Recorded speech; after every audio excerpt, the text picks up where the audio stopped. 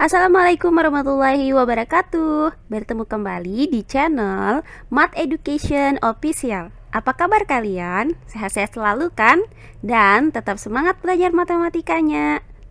Pada pembelajaran kali ini akan kita pelajari materi mengenai transformasi geometri yang keempat, yaitu dilatasi atau perubahan ukuran. Untuk materi yang pertama adalah pengertian dari dilatasi. Baiklah, langsung saja kita simak materinya.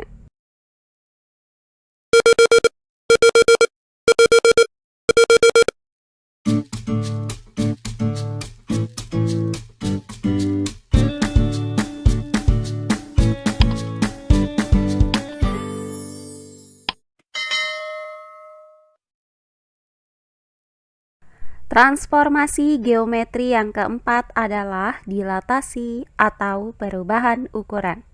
Untuk materi yang pertama yaitu pengertian dari dilatasi. Nah, dilatasi adalah suatu transformasi geometri yang mengubah ukuran, baik memperbesar maupun memperkecil suatu bangun geometri, tetapi tidak mengubah bentuk bangun geometri tersebut. Contoh dari dilatasi dalam kehidupan sehari-hari dapat dilihat pada miniatur pesawat maupun miniatur mobil seperti yang tampak pada gambar berikut ini. Nah, miniatur ini memiliki bentuk yang sama dengan bentuk aslinya, tetapi ukurannya lebih kecil. Sehingga miniatur ini mengalami dilatasi, yaitu diperkecil dari ukuran semula. Nah, proses perubahan ukuran dari kecil menjadi besar, yaitu diperbesar, atau sebaliknya, dari besar menjadi kecil atau diperkecil, inilah yang disebut dengan dilatasi. Sehingga, dilatasi pada transformasi geometri mengakibatkan ukuran benda berubah. Nah, faktor yang menyebabkan diperbesar atau diperkecil ini dinamakan dengan faktor dilatasi atau faktor skala, di mana faktor skala ini disimbolkan dengan huruf K. Perbesaran atau pengecilan suatu bangun oleh dilatasi membutuhkan suatu titik acuan yang biasa disebut dengan titik pusat. Nah, titik pusat tersebut disimbolkan dengan P dengan koordinat A, B. Titik pusat pada dilatasi itu terbagi menjadi dua, yaitu titik pusat dengan koordinat P 0,0 dan titik pusat bukan 0,0, yaitu titik P dengan koordinat A, B. Nah, dilatasi yang berpusat di titik P dengan faktor skala K itu dituliskan dengan P, K. Nah, selanjutnya berdasarkan nilai K, bayangan yang diperoleh dapat ditentukan sebagai berikut. Yang pertama, jika nilai K lebih dari 1, maka bayangan diperbesar dan terletak sepihak, seperti yang tampak pada gambar berikut ini. Berikutnya yang kedua, jika nilai K kurang dari 1, maka bayangan itu diperkecil dan terletak sepihak, seperti yang tampak pada gambar berikut ini. Yang ketiga, jika nilai K kurang dari negatif 1, maka bayangan diperbesar dan letaknya berlawanan, seperti yang tampak pada gambar berikut ini. Nah, setelah kita tahu apa itu pengertian dilatasi, maka selanjutnya akan kita lanjutkan dengan materi yang kedua, yaitu menggambar hasil dilatasi. Untuk bagian yang pertama, yaitu yang A, menggambar hasil dilatasi suatu titik. Perhatikan gambar berikut ini. Pada gambar ini terdapat dua buah titik, yaitu titik O dan titik P. Jarak titik P ke titik O adalah 4 satuan. Nah, titik P ini akan kita dilatasikan terhadap titik O dengan faktor skala 2, atau dapat dituliskan dengan O,2. Maka bayangan titik P yaitu P aksen diperbesar 2 kali dengan jarak yang sama yaitu 4 satuan. Sehingga didapat P aksen. Nah, titik O ke titik P aksen itu memiliki jarak sejauh 8 satuan. Berdasarkan gambar ini, maka terlihat bahwa jarak OP itu sama dengan 4 satuan, sedangkan jarak OP aksen itu sama dengan 8 satuan.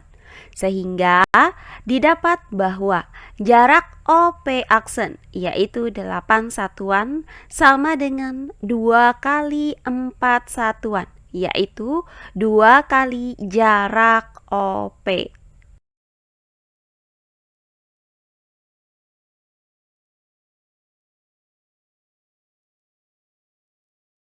Oh iya, sebelum kita lanjut, jangan lupa like, komen, dan subscribe channel YouTube ini dan nyalakan lonceng notifikasinya agar kalian tidak ketinggalan video-video terbaru dari channel ini. Serta jangan lupa share video ini sebanyak-banyaknya ke teman-teman kalian agar kita bisa saling berbagi ilmu. Berikutnya bagian yang B. Menggambar hasil dilatasi suatu garis. Perhatikan gambar berikut ini. Pada gambar ini terdapat sebuah titik yaitu titik P dan terdapat sebuah garis yaitu garis AB. Nah, garis AB ini akan kita dilatasikan terhadap titik pusat P dengan faktor skala 3 atau dapat dituliskan dengan P, 3. Nah, perhatikan bahwa garis AB ini melalui dua buah titik, yaitu titik A dan titik B.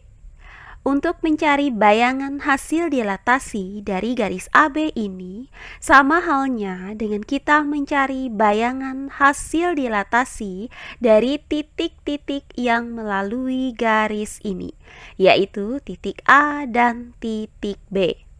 Sehingga akan kita cari bayangan titik A dan titik B terhadap titik pusat P oleh dilatasi dengan faktor skala 3. Artinya, titik A dan titik B ini akan diperbesar 3 kali terhadap titik P. Nah, pertama akan kita cari bayangan titik A oleh dilatasi dengan faktor skala 3. Perhatikan bahwa jarak titik A ke titik P adalah 4 satuan. Maka titik A diperbesar 3 kali dengan jarak yang sama, yaitu 4 satuan. Sehingga diperoleh titik A aksen. Selanjutnya akan kita cari bayangan titik B oleh dilatasi dengan faktor skala 3. Perhatikan bahwa jarak titik A ke titik B adalah 3 satuan, sehingga jarak titik P ke titik B adalah 5 satuan. Nah, untuk hasil ini, silahkan kalian gunakan teorema Pythagoras. Karena titik B ini didilatasikan oleh faktor skala 3, maka titik B akan diperbesar 3 kali dengan jarak yang sama, yaitu 5 satuan, sehingga diperoleh titik B aksen. Nah, dari kedua bayangan ini akan diperoleh garis A aksen, B aksen. Nah, inilah bayangan dari garis AB. Perhatikan bahwa jarak titik A ke titik B itu sama dengan panjang garis AB, yaitu 3 satuan. Sedangkan jarak titik A aksen ke titik B aksen itu sama dengan panjang garis A aksen B aksen, yaitu 9 satuan. Nah, berdasarkan hasil ini, panjang garis A aksen B aksen yaitu 9 satuan sama dengan 3 kali 3 satuan, yaitu 3 dikali panjang garis AB. Terakhir yang ketiga yaitu bagian C, menggambar hasil dilatasi suatu bangun datar. Perhatikan gambar berikut ini. Pada gambar ini terdapat sebuah titik yaitu titik P dan terdapat sebuah segitiga yaitu segitiga ABC. Nah, segitiga ABC ini akan didilatasikan dengan faktor skala 1/2 terhadap titik P, atau dapat dituliskan dengan P, 1/2. Nah, sama halnya dengan garis tadi, untuk mencari bayangan dari segitiga ABC oleh dilatasi dengan faktor skala 1/2, sama halnya dengan kita mencari hasil dilatasi dari titik-titik sudutnya, yaitu titik A, B, dan C. Untuk titik A akan didilatasikan dengan faktor skala 1/2 terhadap titik P. Artinya, titik A ini akan diperkecil setengah kali. Perhatikan bahwa titik A ini berada pada jarak 12 satuan ke kanan dan 4 satuan ke atas terhadap titik P. Maka, setengah dari 12 satuan adalah 6 satuan. Dan setengah dari 4 satuan adalah 2 satuan. Sehingga bayangan titik A adalah A aksen. Berikutnya, untuk titik B akan didilatasikan dengan faktor skala 1/2 terhadap titik P. Artinya, titik B ini akan diperkecil setengah kali. Perhatikan bahwa titik B ini berada pada jarak 22 satuan ke kanan dan 4 satuan ke atas terhadap titik P. Maka, setengah dari 22 satuan adalah 11 satuan dan setengah dari 4 satuan adalah 2 satuan. Sehingga, bayangan titik B adalah B aksen. Terakhir, untuk titik C akan didilatasikan dengan faktor skala 1/2 terhadap titik P.